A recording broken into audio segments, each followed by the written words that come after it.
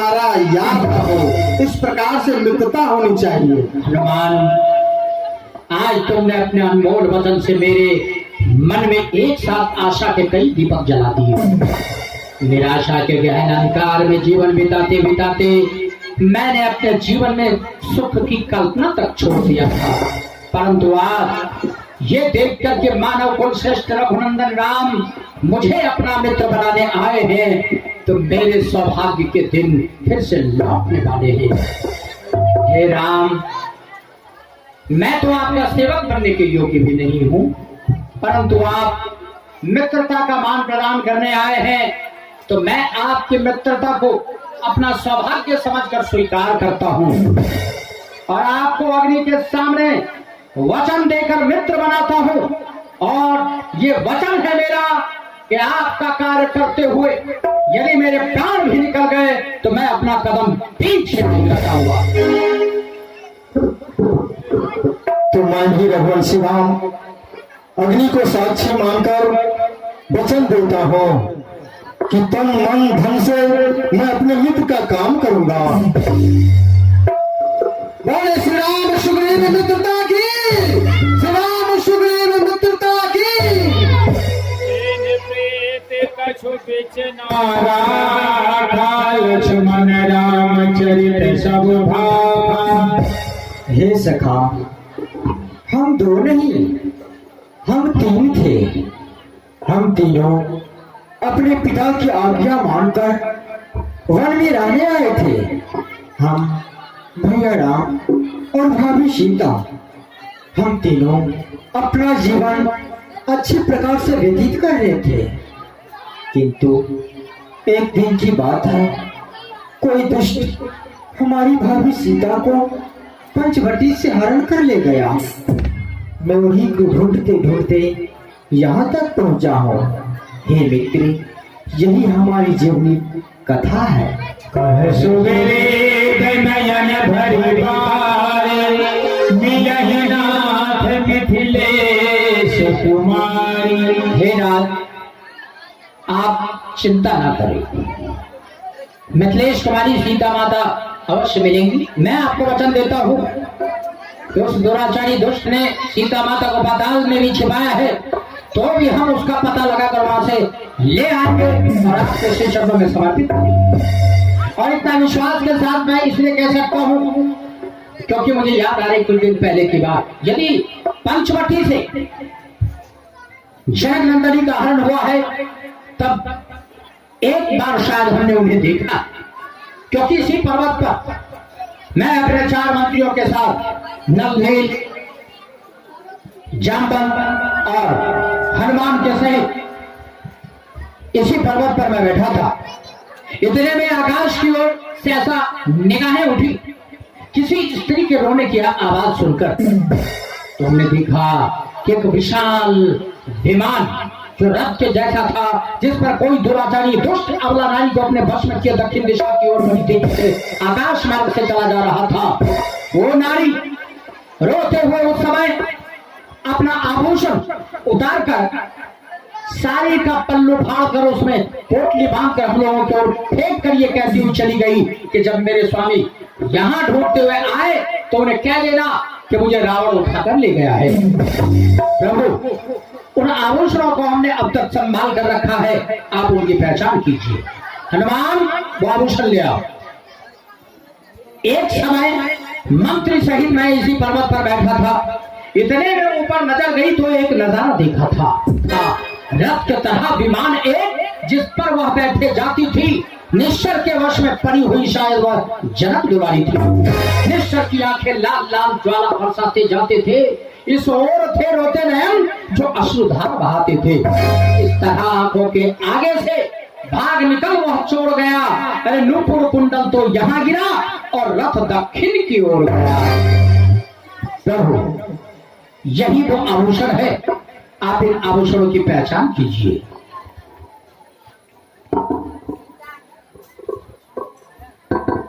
लक्ष्मण,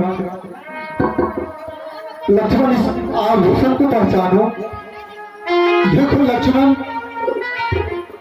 इस नूपुर को देखो, कुंडल को देखो, लक्ष्मण, इस बिछुए को देखो, ये सीता का है ना लक्ष्मण, इन्हें पहचानो लक्ष्मण। भैया, मैं इस कुंडल को नहीं पहचान सकता, क्योंकि मैं हर हर पल भाभी की चरणों की वंदना किया करता था। उनके कुंडल की ओर मैं आज तक नहीं देखा भैया, लेकिन मैं इन बिछुओं को अवश्य पहचानता हूँ जो भाभी की सिर चरणों की शोभा बढ़ाते थे। इस कुंडल को तो आप ही पहचान सकते हैं भैया, आप ही पहचान सकते हैं। लक्ष्मण, ये कुंडल सीता का ही है, और देखो ये अपनी साड़ी के पल्लू फाड़ कर दूत बनाकर भेजी है। लक्ष्मण, मैं समझ पहचानता हूँ, ये सीता का ही है लक्ष्मण। इसी साड़ी पल्लू से कभी कभी पंखा भी करती थी, जब मैं सुबह को उठता था तो इसी साड़ी के पल्लू से चरण रज लेती थी। ये सीता का ही है लक्ष्मण, सीता का ही है। हे प्रभु, आप चिंता का परित्याग करें। मैं आपको विश्वास दिलाता हूँ कि आपकी भार्या आपसे अवश्य मिलेगी। और जिस दुराचारी ने ऐसा दुख आपको दिया है, आपके चरणों की सौगंध हम उसके पूरे खानदान को नेस्तो नाबूद कर देंगे और सीता माता को आपसे लाकर मिलाएंगे। प्रभु, आपके मित्र सुग्रीव का वचन है, केवल आप धैर्य धारण कीजिए। प्रभु, सखा भजन सुनि हर से, कृपा सिंधु बल से, कारण नवन बसहु वन, मोहि बहउ सुग्रीव। हे मित्र सुग्रीव, मुझे ये बताओ कि तुम इस वन में इस पर्वत में विराजते हो, इसका क्या कारण है? इसका कथा कहकर मुझे सुनाओ। प्रभु, आपने मेरी बीती हुई जिंदगी के बारे में पूछा है, तो मुझे अपने अतीत में झांकते हुए बड़ा दर्द हो रहा है, क्योंकि मैं अपने बीती हुई पिछले जिंदगी को याद नहीं करना चाहता। आज यदि मेरी ऐसी दशा है, मेरे किसी शत्रु के कारण ऐसी दशा मेरी हुई होती, तो मैं उसे नियति का लिखा मानकर सहन कर देता, परंतु मेरी ऐसी दशा मेरे अपने ही भाई के कारण है। अपने भाई के कारण? हाँ प्रभु। क्यों? ऐसा क्यों हुआ?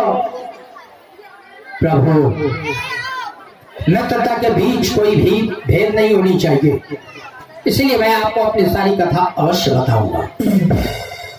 हे नाथ, मैं और बाली दो भाई पंपापुर राजधानी में बड़े ही आनंद से निवास करता था। पिता की मृत्यु के पश्चात भैया बाली मुझे पुत्र की तरह और मैं भैया बाली से पिता की तरह प्रेम करता था।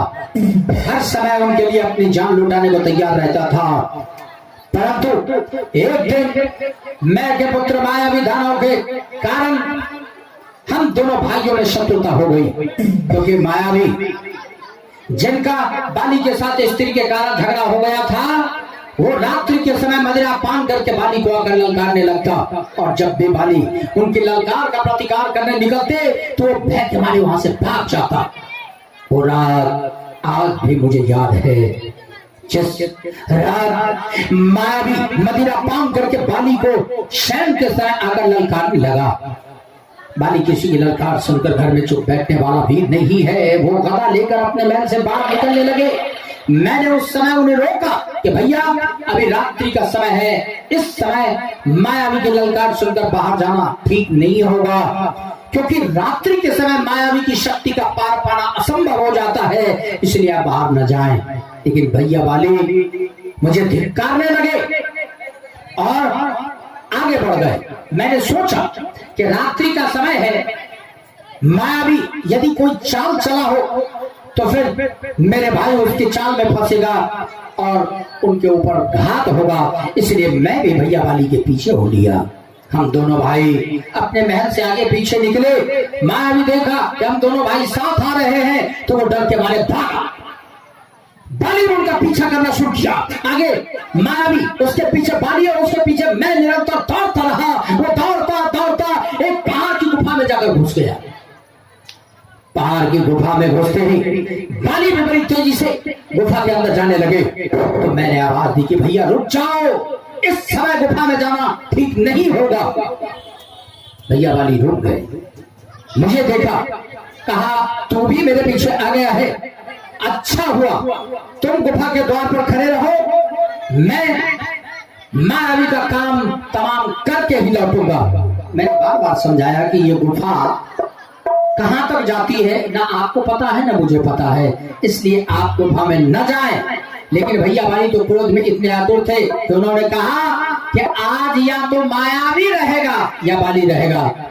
मुझे कह गया कि 15 दिनों तक, एक पखवाड़े तक गुफा के द्वार पर तुम खड़े रहो, मेरी प्रतीक्षा करो, ताकि मायावी की सहायता के लिए बाहर से कोई गुफा में प्रवेश करने न पाए। और मुझे ऐसा आदेश देकर वो गुफा के अंदर चले गए। मैं अपने भाई की प्रतीक्षा में उसी गुफा के द्वार पर खड़ा रहा। दिन पर दिन बीते, सप्ताह पर सप्ताह बीते, महीनों बीत गए और मैं अपने भाई की प्रतीक्षा में दीर्घ काल तक उसी गुफा के द्वार पर खड़ा रहा। बहुत दिन बीत जाने के बाद मेरे मन में कई प्रकार की आशंकाएं होने लगी कि उस मायावी ने मेरे भाई के साथ क्या किया। कहीं मायावी के ढेर सारे साथी तो नहीं थे जिन्होंने मिलकर भैया बाली को मार डाला। मेरे मन में यह आशंका उठ रही थी। दूसरी तरफ विश्वास भी था कि बाली को कोई सामने सामने लड़कर मार नहीं सकता। कि ठीक उसी समय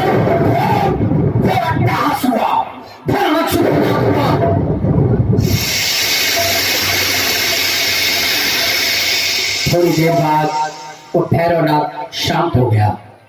गुफा से रक्त की धारा बहती रही। ये देखकर मेरे मन की शंका प्रबल हो गई। मैं समझ गया कि भैया बाली मारे गए, क्योंकि गुफा से श्वेत रक्त की धारा बह रही थी और श्वेत रक्त बाली के शरीर में ही था। मैंने सोचा कि मायावी बाहर निकलेगा तो मुझे भी मार डालेगा और पंपापुर का विनाश कर देगा। इसीलिए मैंने बहुत बड़ा चट्टान उठाकर गुफा के मुंह पर रख दिया और गुफा का मुंह बंद कर दिया। वहां से लौटकर अपनी राजधानी पहुंचा।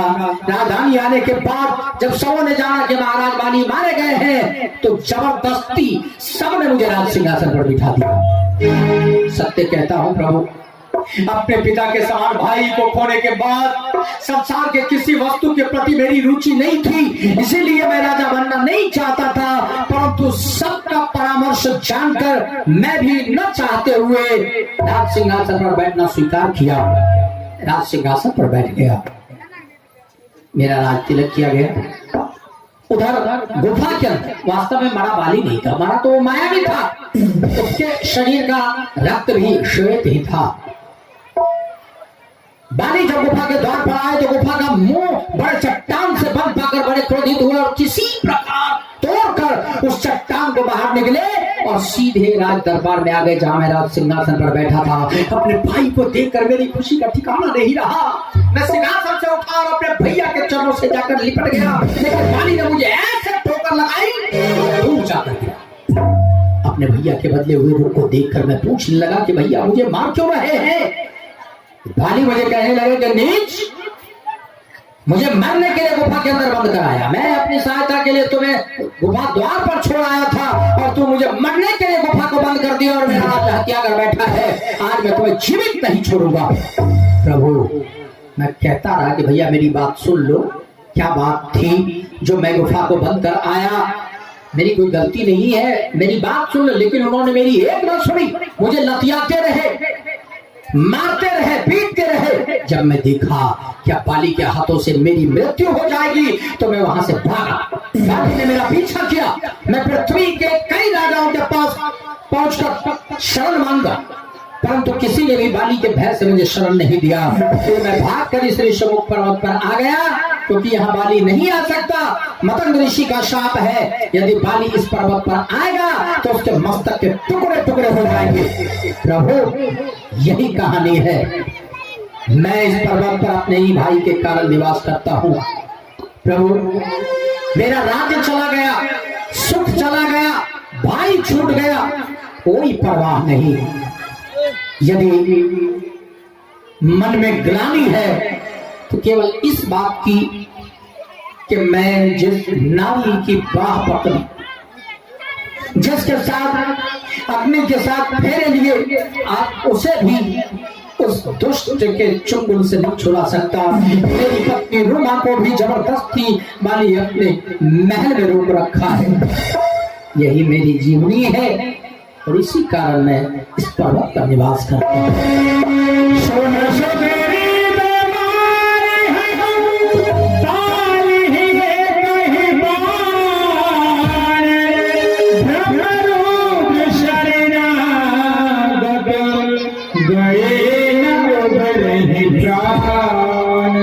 मित्र सुखदेव, जिस दुराचारी वाली ने इस तरह से आपको दुख दिया है, मैं वचन देता हूँ कि एक ही बार में मैं बाली को मारूंगा। ब्रह्मा जी और शंकर जी भी सहायता करेंगे तो भी मेरे बाण से बच नहीं पाएगा दुराचारी वाली। मैं एक ही बार में मारूंगा। तब हो आपने बिना विचारे प्रतिज्ञा कर ली। मुझे आपकी शक्ति पर संदेह नहीं, आपकी वीरता पर कोई संदेह नहीं, परंतु बाली मेरा शत्रु है। मैं जानता हूं कि उसमें कितना बल है और आप मेरे मित्र हैं, तो मित्र का शत्रु शत्रु ही होता है। मैं आपको उनके बल की था दे देना उचित समझता हूं, क्योंकि बाली जैसे वरदानी वीर को मारना इतना सरल काम नहीं है।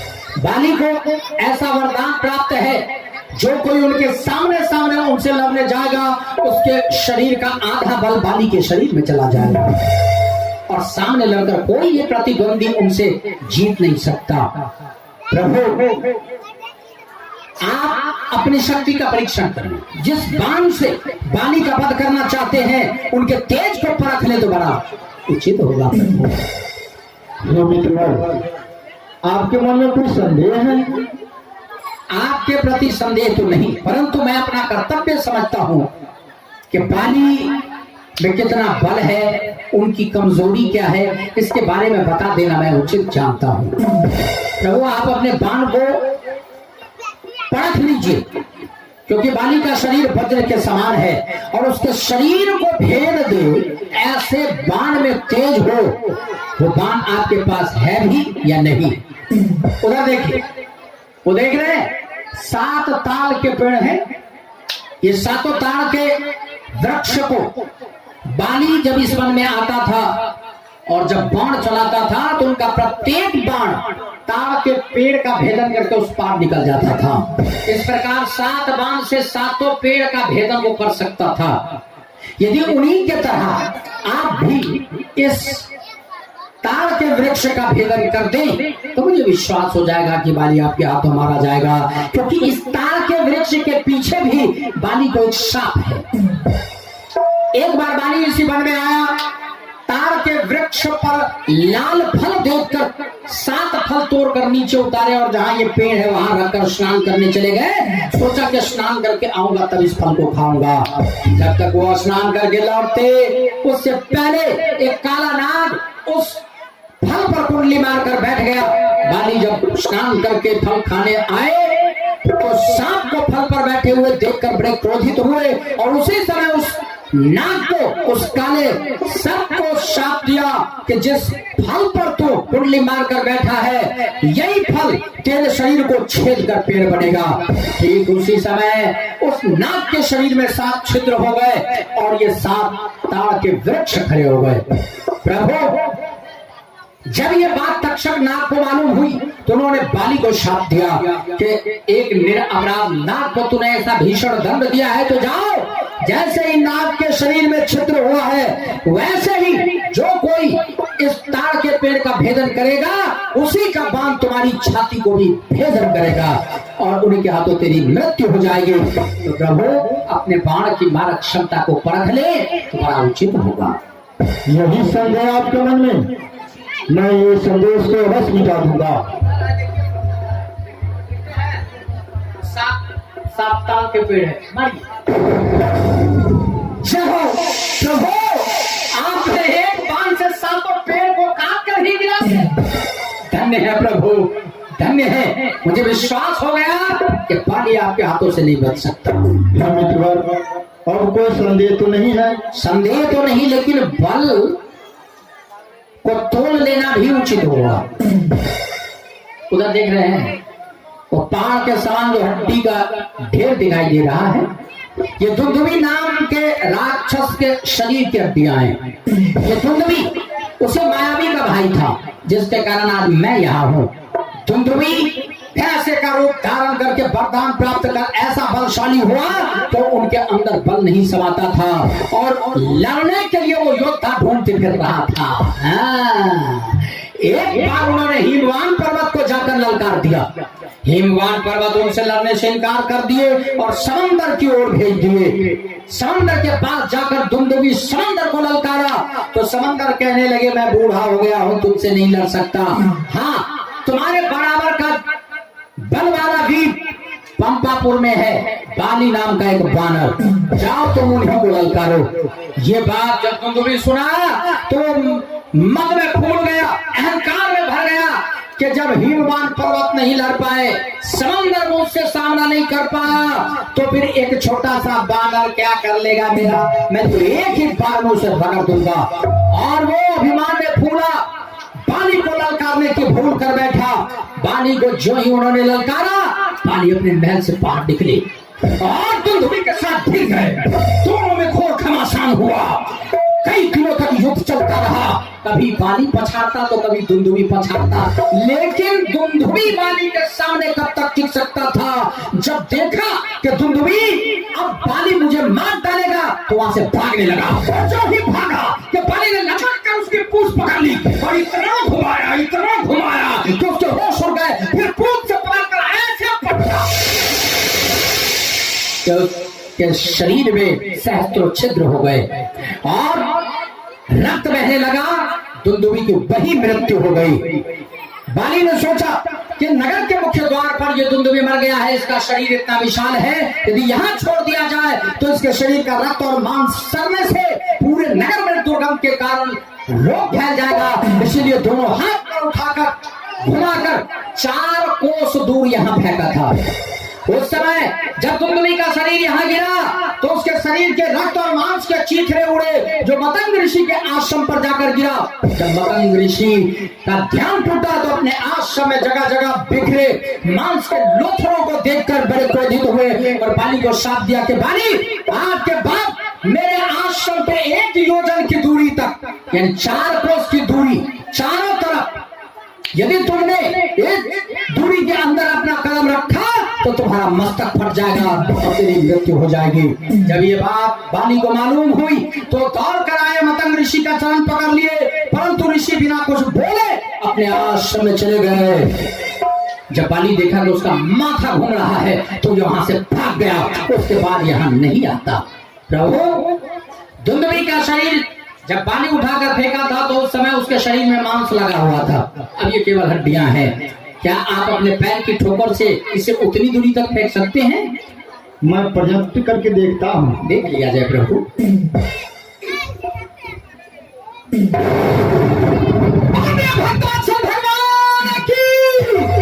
प्रभु, अब मुझे विश्वास हो गया कि बाली किसी भी हाल में आपके हाथों बचने वाला नहीं है। हे मित्रवर, तो आप एक काम कीजिए, आप जाकर बाली को ललकारिए। आपके ललकार सुनकर बाली घर से बाहर निकलेगा, रण क्षेत्र में आएगा, ताकि मैं एक ही बाण में उसे मार सकूं। प्रभु, ये देख करके बाली जैसे वीर को भी कोई मारने वाला है, वो कोई साधारण पुरुष नहीं हो सकते। अब आपको देखने के बाद मन से पैर निकल गया। अब किसी से दुश्मनी नहीं रही। हे नाथ, अब तो आपके चरणों की सेवा करूंगा। ये तो मेरे भाई बाली की कृपा है कि अपने घर से मुझे निकाला और वर्षों तक इस पर्वत पर मैं दुख उठाया, तभी आपके श्री चरणों का दर्शन प्राप्त कर पाया हूँ। इसलिए हे नाथ, अब मैं बाली को नहीं मारना चाहता। मगर क्यों? मैं तो आपको वचन दिया हूँ कि मित्र, आपको बाली को ललकारना ही पड़ेगा। क्या उन्हें ललकारना ही होगा? हाँ अवश्य। प्रभु, आप मेरे मित्र हैं, मेरा दुख मिटाने के लिए आपने प्रण किया है, तो आपकी प्रतिज्ञा पूर्ति में साथ देना मेरा धर्म है। परंतु हे रघुनाथ, याद रहे, बाली मेरा भाई नहीं, मेरे लिए काल है, काल। यदि वो मुझे देखेगा तो जीवित नहीं छोड़ेगा। इसलिए प्रभु, मैं उसे ललकार कर मैदान तक तो ले आऊंगा, लेकिन ज्यादा देर उनसे लड़ नहीं पाऊंगा। हाँ, ललकार कर घर ले आओ। हाँ प्रभु, उसे मैं आसानी से मार सकूं। जल्दी से आ जाइएगा। जल्दी आ जाओ। हनुमान, मैं काली पहाड़ी वाला मैदान में उन्हें ललकार कर लाता हूँ, तो प्रभु को लेकर जल्दी आओ। जय श्री राम।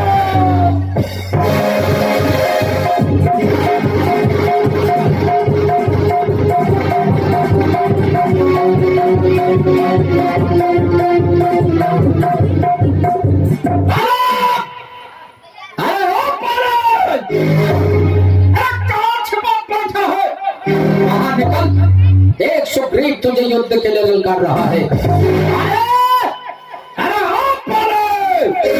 अपनी माँ का दूध पिया है तो बाहर निकाल। आज सुग्रीव अपने ऊपर हुए अत्याचार का बदला तुमसे लेने आया है। अरे क्यों घर में घुसा बैठा है? बल छीन हो